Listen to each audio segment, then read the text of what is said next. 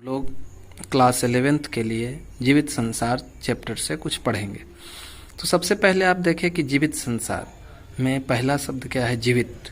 जीवित हम किसे कहते हैं? जीवित को परिभाषित उनके लक्षणों के आधार पर किया जाता है ना। तो पहला लक्षण क्या हो सकता है जीवित का? कि वो वृद्धि करते हैं, लगातार उनके वजन, आकार, आकृति, कोशिकाओं में विभाजन की प्रक्रिया चलते रहती है, तब उसे हम लोग क्या कहते हैं कि वृद्धि हो रहा है। जैसे मान ले कि पहले किसी जीव का वजन 4 kg था, वो 1-2 महीने में बढ़ करके क्या हो गया? 5 kg हो गया। आकार में परिवर्तन हो गया, आकृति में परिवर्तन हुआ, लगातार नई कोशिकाओं का निर्माण हो गया, तो ये वृद्धि है। लेकिन वृद्धि सिर्फ जीवित में नहीं होती है, निर्जीवों में भी वृद्धि होती है। जैसे कि आप देखें कि नदी के किनारे बालू के ढेर में लगातार वृद्धि हो रही है, तो वो भी क्या है? वृद्धि हो रहा है ना। तो अगला लक्षण है, तो इसलिए हम कह सकते हैं कि वृद्धि जो है वह जीवित का सबसे महत्वपूर्ण लक्षण नहीं हो सकता है। दूसरा है प्रजनन। तो जीव अपनी संख्या में क्या करते हैं? वृद्धि करते हैं। वृद्धि करने के लिए लैंगिक या अलैंगिक प्रजनन करते हैं। तो प्रजनन के द्वारा हमारे जीवों की वृद्धि होती है। इसके अलावा जीवों के शरीर में उपापचयी क्रियाएं होती है। तो उपापचयी क्रियाओं में क्या होता है? उत्सर्जन है, पाचन है, श्वसन है, बहिष्करण है। तो ये उपापचयी क्रिया है। तो सिर्फ जीवित जीवों में ही उपापचय की क्रिया नहीं होती है। प्रयोगशाला के अंदर हम रसायनों को भी तोड़ते हैं, पुराने रसायनों से नए रसायनों का निर्माण होता है। उसके ऊपर भी एंजाइम की क्रिया के द्वारा नए चीज़ों का निर्माण कर सकते हैं। तो उपापचय की क्रियाएं प्रयोगशाला में भी संपन्न होती है। इस वजह से उपापचय जो है वह जीवित का प्रमुख लक्षण नहीं हो सकता है। तो सबसे प्रमुख लक्षण आखिर जीवित का है क्या? तो सबसे प्रमुख लक्षण जो है कि जीव जो होते हैं वे संवेदना के प्रति अनुक्रिया व्यक्त करते हैं, है ना। सबसे सटीक लक्षण है। जैसे कि तापमान, गर्मी, दाब, है ना, ये सब के प्रति जीव क्या करते हैं? अनुक्रिया को व्यक्त करते हैं। तो हम लोग कहते हैं कि वे संवेदना व्यक्त कर रहे हैं, यानी कि सजीव संवेदना को व्यक्त करते हैं, है ना। तापमान में बढ़ोतरी हुई, पसीना चलने लगा, उसी तरह से शरीर के अंदर की क्रियाएं, भूख लगा हुआ है तो ये एक संवेदना है, प्यास लगी हुई है एक संवेदना है, ठीक है। तो ये जीवित के कुछ लक्षण को हम लोगों ने देखा। इसके अलावा हम लोग पृथ्वी पर देखते हैं तो जीवित जो होते हैं वो अलग अलग रूपों में पाए जाते हैं, है ना। डाइवर्सिटी पाई जाती है इस जीवित संसार में, विविधताएं पाई जाती है। हमारे अंदर क्या देखते हैं? एक ही जाति के जीव जो होते हैं दूसरे से अलग होते हैं, उनकी आकृति में विभिन्नता होती है। तो यहाँ पर जितनी सारी जातियाँ हैं वो हमेशा एक दूसरे से क्या होती है? अलग होती है। यानी कि पृथ्वी पर जीवों का अलग अलग रूप में मिलना, विविध फॉर्म में मिलना ही जैव विविधता कहलाता है। जैव विविधता या को ही जैविक विविधता भी कहा जाता है। इसमें 2 शब्द है, बायोलॉजिकल डाइवर्सिटी, बायोडाइवर्सिटी, है ना, इससे मिलकर के बना है। तो हम लोग देखते हैं विविधता कहाँ है? स्थलीय स्तर पर, जलीय स्तर पर, पारिस्थितिक तंत्र में, सभी जगह पर विविधता पाई जाती है ना। पारिस्थितिक तंत्र में विविधता का मतलब है कि हर जगह तापमान में अंतर है, वातावरण में बदलाव है। हमारे विश्व में अनेक तरह के जीव जंतुओं की संख्या पाई जाती है और सबको अगर हम लोग देखें, जैसे वनस्पति को फ्लोरा से सूचित किया जाता है, जंतुओं को फाउना से सूचित किया जाता है। पूरे विश्व की बात करें तो लगभग 1.8 मिलियन जीवों की जातियां जो है ज्ञात है ना। हम लोग उसके बारे में जानकारी को प्राप्त कर चुके हैं। पृथ्वी पर बहुत मिलने वाले बहुत से जीवों में सूक्ष्म जीव को ही अगर देखें तो इसकी हजारों प्रकार की जातियां पृथ्वी पर पाई जाती है ना। और हम लोगों ने क्या किया है? सभी का नामकरण किया है। नामकरण करने के लिए जरूरी क्या होता है? तो हम उस जीव की पहचान करते हैं, पहचानने के बाद ही उसका क्या होता है? नामकरण किया जाता है। पहचान जीवों के समानता के आधार पर, उनकी उपयोगिता के आधार पर हम लोग करते हैं, है ना। तो सभी जीवों का इस तरह से पहचान करके उनका नामकरण करना और उन्हें एक वर्ग में रखना ही क्या कहलाता है? वर्गीकरण कहलाता है ना। तो किसी भी जीव का अगर वर्गीकरण करना है तो उसके लिए क्या है? मुख्य रूप से हम लोग उसके भोजन की प्रकृति क्या है, किस जगह पर रहता है, जनन किस प्रकार से करता है, उनकी आदतें क्या है, आदि बातों पर ध्यान देते हैं। तो इस तरह से बंटवारे को हम लोग जैविक वर्गीकरण का भी नाम देते हैं। अब देखिए कि आपके संसार में जो है लाखों अलग अलग प्रकार के पौधे हैं और जंतुओं का प्रकार है। कोई हर जगह अलग अलग पौधे और जंतुओं को अलग अलग लोकल नाम से जाना जाता है।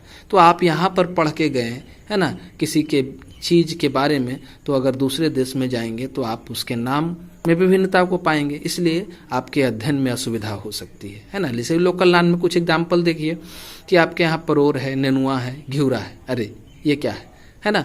तो परोर, नेनुआ और घिउरा तीनों एक ही तरह के सब्जी का नाम है।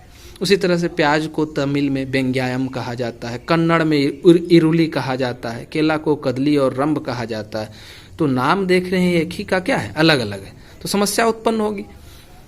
तो हम लोगों ने, वैज्ञानिकों ने एक ऐसा प्रयास किया कि एक ऐसा नाम का निर्माण किया जाए जो पूरे विश्व में क्या हो, समान हो।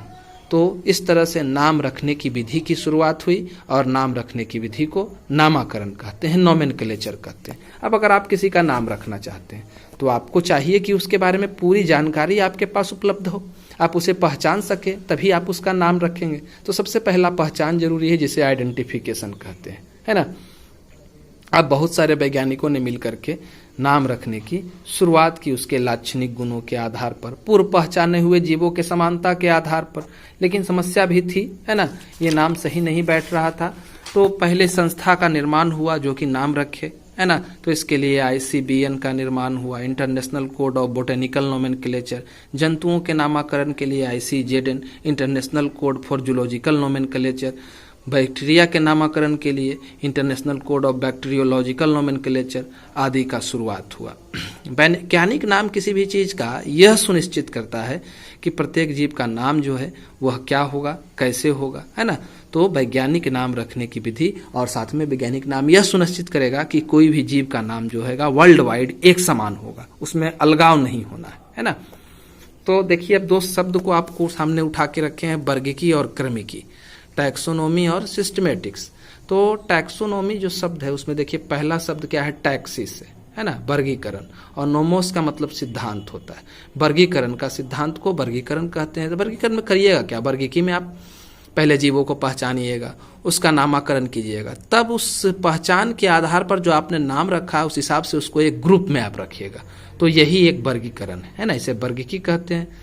और जो वैज्ञानिक इस तरह के तथ्यों का अध्ययन करते हैं उन्हें हम लोग टैक्सोनोमिस्ट कहते हैं, है ना। दूसरा सिस्टमेटिक्स है, जिसको क्रमिकी कहते हैं, है ना। तो क्रमिकी क्या है, तो देख रहे हैं सिस्टमा, है ना, ग्रीक वर्ड, ऑर्डर, क्रम, यानी कि जीवों को एक क्रम से रखना है। नामकरण करने के बाद जब हम वर्गीकरण करते हैं तो जीवों को एक क्रमबद्ध तरीके से रखा जाता है ना। तो क्रमबद्ध तरीके से रखने के लिए हमें क्या, जीवों के विभिन्न गुणों का अध्ययन करना पड़ेगा, किस किस जीवों में समानता पाई जाती है, समानता और संबंधों के आधार पर ही हम लोग क्या करेंगे, उसे किसी एक ग्रुप में रखेंगे। तो ये सिस्टमेटिक्स है। इस तरह के वैज्ञानिक को सिस्टमेटिस्ट कहा जाता है ना। तो देखिए कि वर्गीकी और क्रमिकी दोनों एक दूसरे के पूरक है। वर्गीकी आप करने की शुरुआत करने वाले हैं तो आपको उसके क्रम को ध्यान में रखना पड़ेगा कि जीवों को कहाँ हम रखें, है ना। तो वर्गीकरण जो है, वर्गीकी और क्रमिकी दोनों को मिला करके हम लोग एक प्रक्रिया है जिसके तहत जीवों को एक समूह में रखते हैं। तो इसे व्यवस्था को ही क्या कहा जाता है, वर्गीकरण। गुणों के आधार पर, समानताओं के आधार पर जीवों को एक क्रम में व्यवस्थित करके समूह में रखने की प्रक्रिया को ही क्या कहते हैं, वर्गीकरण कहते हैं। वर्गीकरण का क्या उद्देश्य हो सकता है, अध्ययन में सुविधा होगी, जाति वृत्तात्मक अध्ययन हम लोग करेंगे, किस जाति से इसमें समानता है, ये सब हम लोग करेंगे इसमें, है ना। तो ICBN और ICZN के बाद जो है एक वैज्ञानिक आए जिनका नाम था कैरोलस लिनायस। उन्होंने क्या किया, किसी भी जीव के दो नाम रखने की पद्धति की शुरुआत की। इसे बाइनोमियल नोमेनक्लेचर या द्विनाम पद्धति कहा जाता है। जब किसी भी जीव का दो नाम हम लोग रखते हैं तो इसमें पहला नाम जो होता है उसके जीनस का होता है और दूसरा क्या होता है, उसके जाति का होता है ना। जब भी आप बाइनोमियल नोमेनक्लेचर करें तो नियम क्या है कि लैटिन भाषा में शब्दों को लिखा जाता है और उसके लिखने की प्रकार जो होती है इटैलिक में, थोड़ा सा टेढ़ा करके लिखा जाता है। प्रथम नाम हमेशा जीनस का होगा, दूसरा नाम जाति का होगा। पहला नाम जीनस का जो है वो बड़े लेटर में लिखना है, बाकी सभी को कैपिटल लेटर में, स्मॉल लेटर में लिखना है और दो शब्दों के बीच में हमें स्पेस देना है, रिक्त स्थान देना है ना।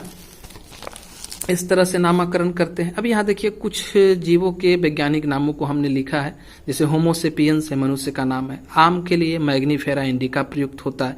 करेला के लिए मोमोर्डिका करेंसिया का यूज होता है। पिचर प्लांट जो हमारा है, कीटभक्षी पौधा, इसके लिए नेपेंथिस खासियाना, क्योंकि खासी की पहाड़ियों में पाया गया था ये।